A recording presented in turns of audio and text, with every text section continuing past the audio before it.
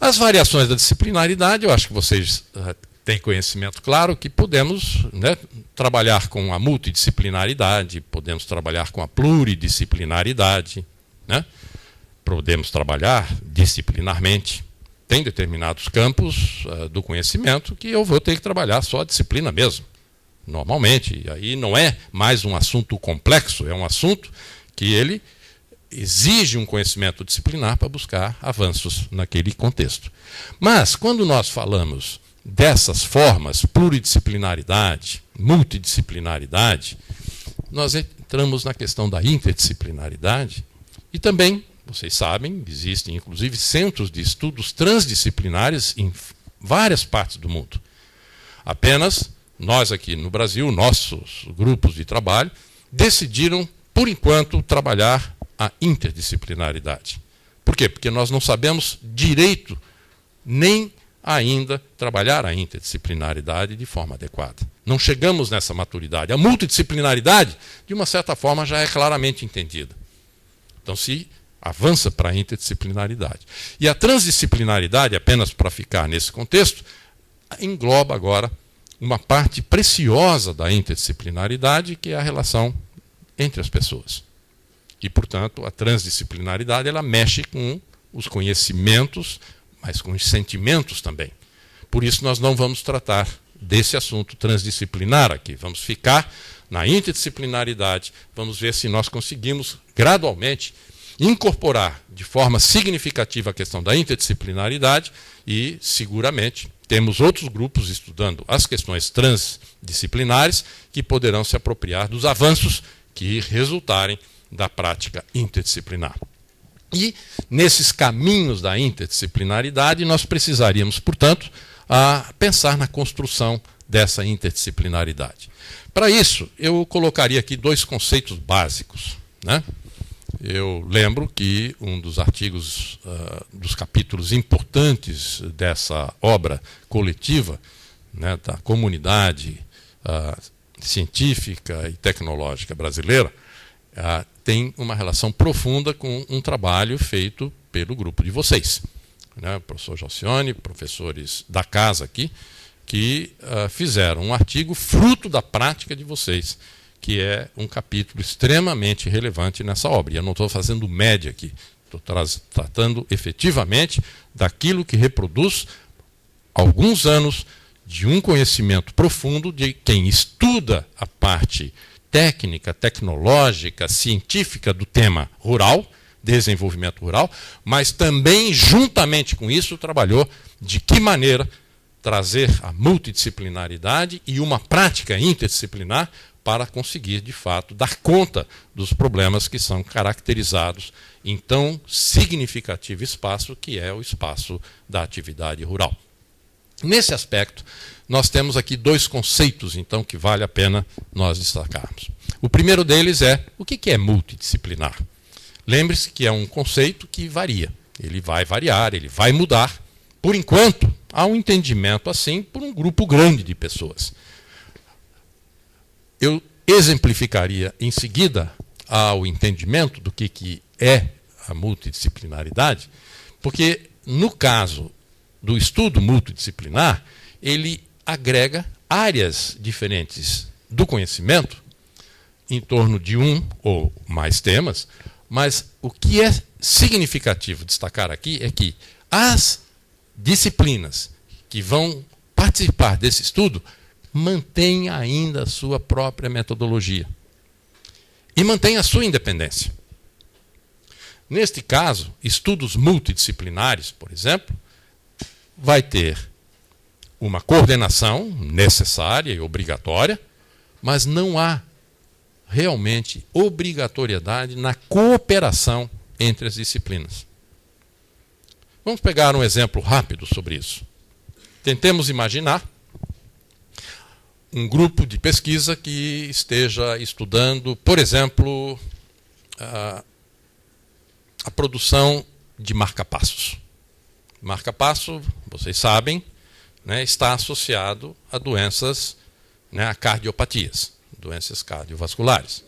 E, no momento que alguém vai estudar um marca-passo, ele está buscando identificar um dado equipamento que possa ser colocado a serviço da saúde daquela pessoa, incorporando aquilo no seu organismo.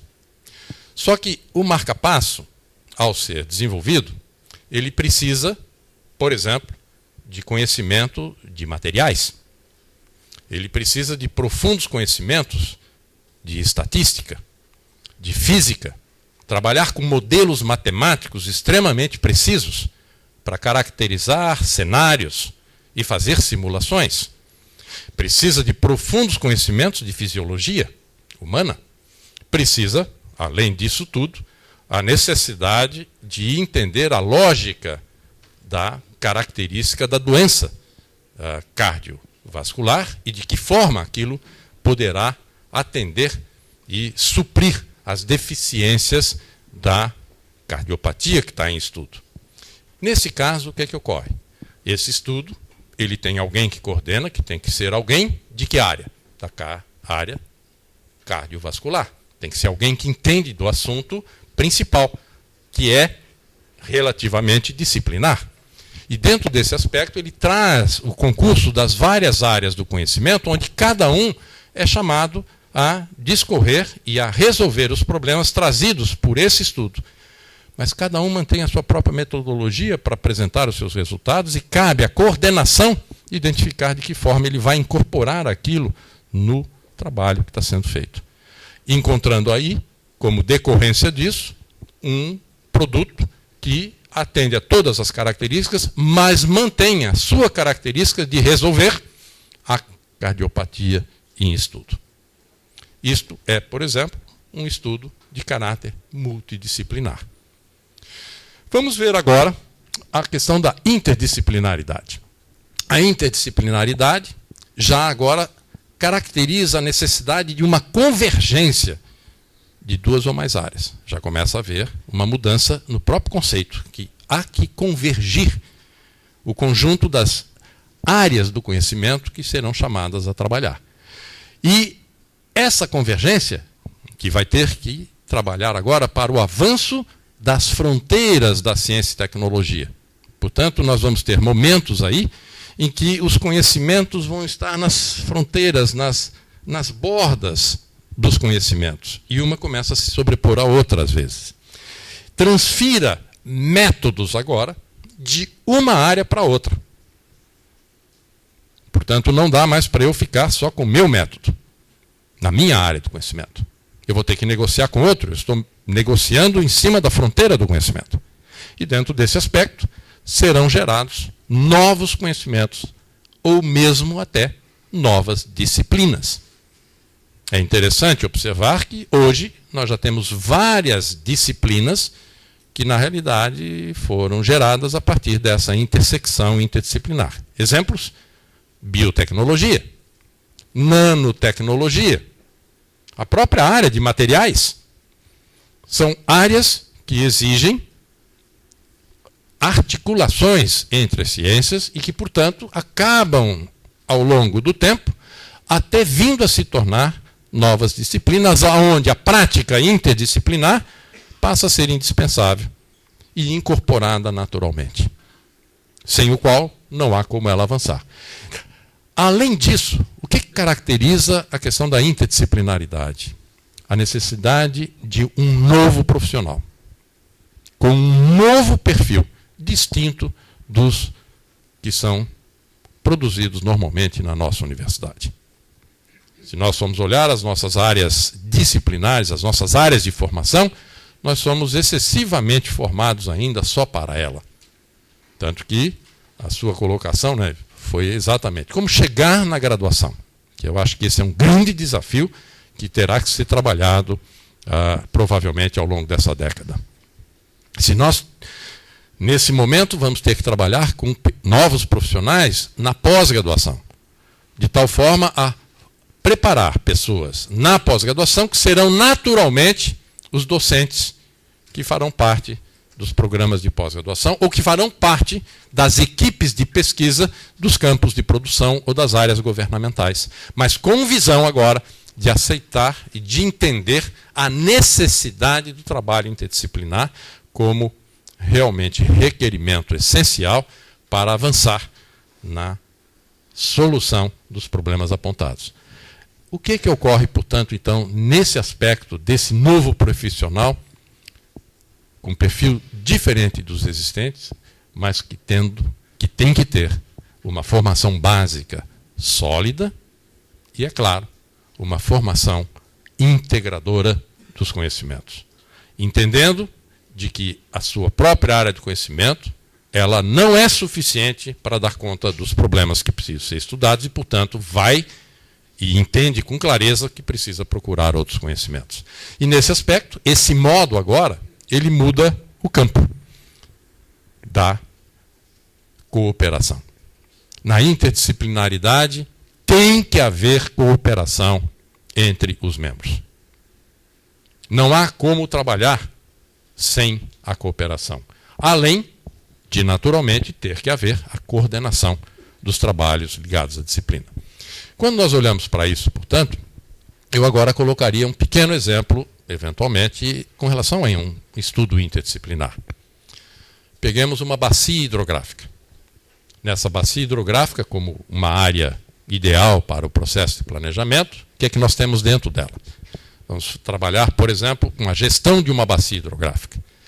E nesse estudo, a bacia hidrográfica tem os rios, tem solo, tem cidades, municípios, tem população e tem atividade econômica, a mais variada, que vocês estão, no caso do programa de vocês, totalmente conectados com essas questões.